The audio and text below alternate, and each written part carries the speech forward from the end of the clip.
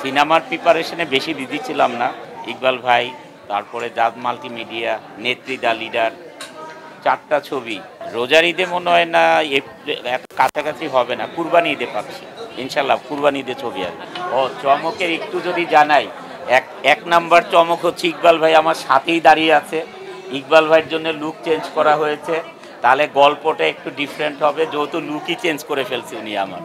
দেখি তারপরে আমরা আমরা আমাদের মুভি নিয়ে আমাদের প্রিয় ভাই বোনেরা, আমাদের সাংবাদিক প্রিয় ভাই বোনেরা, আমাদের মুভি নিয়ে তখন আমরা কথা বলব। 24 সালটা আমাদের জন্য খুব খারাপ গিয়েছে, কারণ 24 সালে আমাদের এত বড় ধস বাংলাদেশের, মানে অর্থনীতিতে এবং গার্মেন্টস ইন্ডাস্ট্রি। আপনারা জানেন যে বাংলাদেশের 84% রেমিটেন্স আসে হচ্ছে এই গার্মেন্টস থেকে, আরএমজি থেকে, বিদেশ থেকে।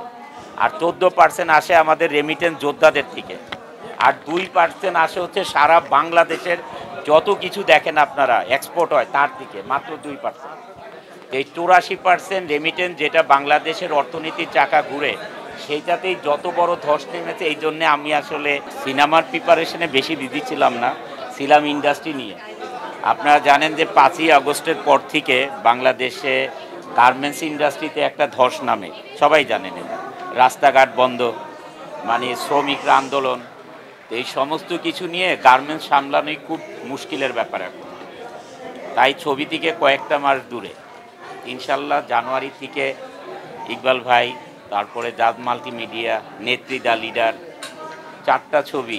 দেখি 2টা ইনশাল্লাহ শেষ করতে পারি কিনা জানুয়ারি থেকে। দোয়া করে।